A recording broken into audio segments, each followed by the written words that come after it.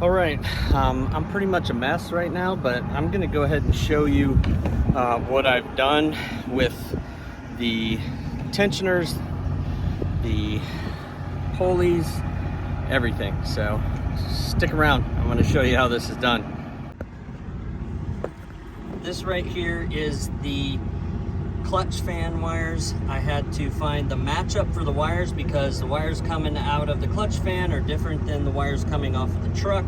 So you have to do one for one, like blue to black and green to brown. And so I have that in the comments. I may even post it in this video. So then the other thing is this serpentine belt, which is right here. It goes all the way down underneath. This is on a 2022, and this is the drive idle pulley system. This up here is the serpentine belt, and you can see it goes all the way around. It's routed, and the main thing with that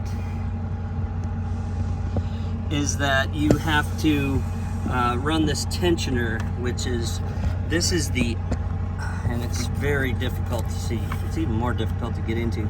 This is the lower or upper tensioner right here. And then the lower tensioner is down here. And I've taken the pulley off because I'll show you that. And here's the big difference.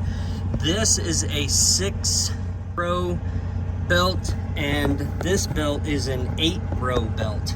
So you can't swap out those tensioners, and don't put a smooth one on that tensioner because you don't want to throw your timing off. So best thing for you to do is to take the air filter off, that whole air system off. You can also take off this upper radiator hose, and if you do that, you have a little more room right in this area to reach down in there. But I'm setting up on the truck itself. It's very difficult to get to. I'll show you here is the upper tensioner, and this is the 6-groove belt. This is the upper tensioner, and so you want to make sure that you have this groove because this is the tensioner, and that's what keeps your belt in line and where it's supposed to be. So make sure you have that. Now, the other thing is when you replace the other one, that's the 8-groove tensioner. And so you get 2 more grooves. So you can't use this one on the lower. So the other thing is that they may try to sell you a smooth one and say that it will work. And maybe that's true, but I would rather have the grooved drive there because this is only on 2 pulleys inside of there. And so you have the upper pulley, which you can barely see. You have the upper pulley, which is here, and then you have a lower pulley, which is your actual motor drive, and then you have the tensioner, which is there.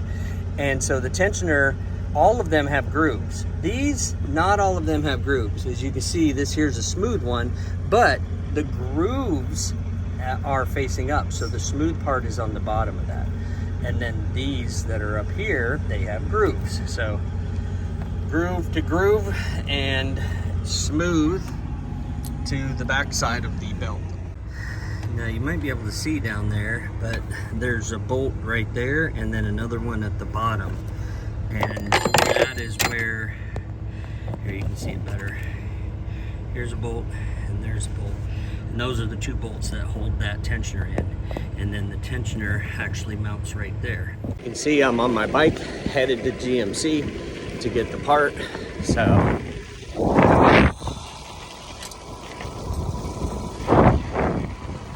one of those days. So here you can see I'm headed down a dirt road. This is the route that my GPS is taking me. So, all right. So I got the new tensioner. You can't just buy this pulley by itself. And the good part is this is metal now. So, and if you look at the other one, you can see the difference in the size here. 6 and 8. So this is the lower tensioner, and the good part, the 2 bolts, and the main thing I'm going to do is I'm going to put the air back on, and all you're going to do is, this band is loosened, you're going to slide it on this side.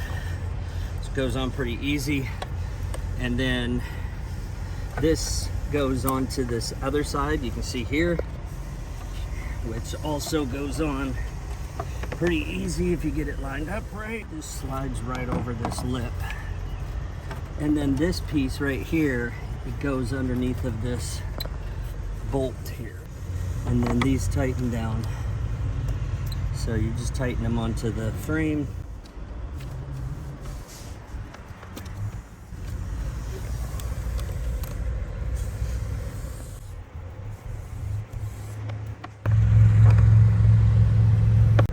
And that's all that you need to do. Thanks.